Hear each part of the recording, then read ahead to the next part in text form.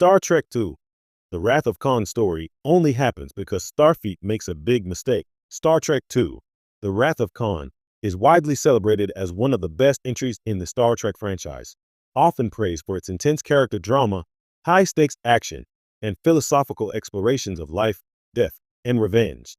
But underneath all the gripping space battles and harrowing duels, there's a critical, almost cynical truth. None of this would have happened if Starfleet had made a colossal, preventable mistake. The story we love is built upon a foundation of bureaucratic negligence, hubris, and the fatal overconfidence of an institution that prides itself on being the galaxy's moral compass. At the center of the narrative is Khan Noonien Singh, the genetically engineered tyrant from the 20th century, exiled to Ceti Alpha V by Captain Kirk decades earlier. Khan's return from exile sets the entire plot in motion. But why is he free to wreak havoc in the first place? The answer lies in Starfleet's hubris. They underestimated the risks of their previous actions. When Kirk and the crew of the Enterprise abandoned Khan and his followers on a harsh, uninhabitable planet, Starfleet assumed that isolation alone would neutralize the threat. There were no contingency plans, no monitoring, no understanding that even brilliant and vindictive minds like Khan's might survive and adapt.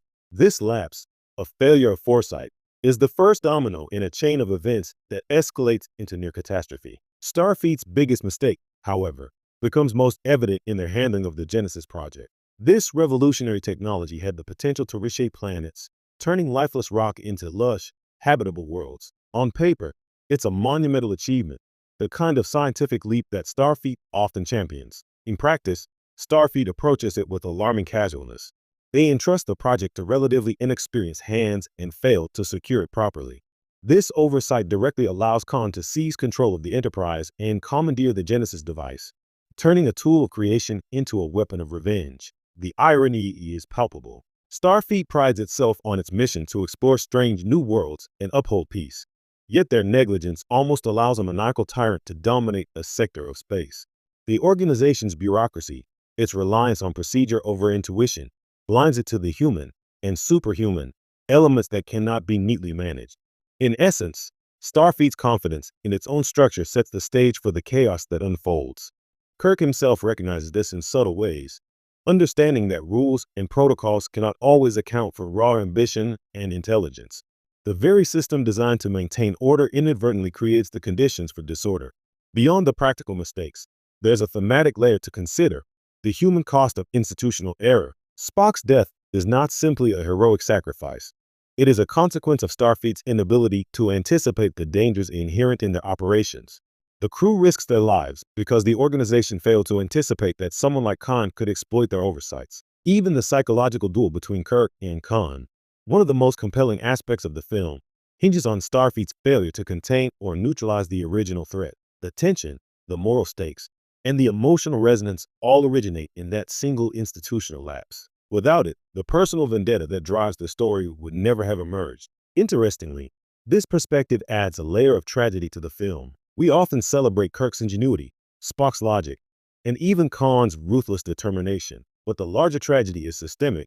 Starfleet, which is meant to safeguard the galaxy, inadvertently creates conditions for destruction. The narrative is, in many ways, a cautionary tale about overconfidence and the assumption that bureaucratic authority equals infallibility. No amount of tactical brilliance can fully compensate for a system that fails to account for human or superhuman variables. This reading also deepens our appreciation of the character struggles. Kirk's decisions, Spock's sacrifice, and even Khan's vendetta are not merely personal dramas. They are responses to a structural failure. The brilliance of The Wrath of Khan is how it intertwines these personal stakes with institutional shortcomings.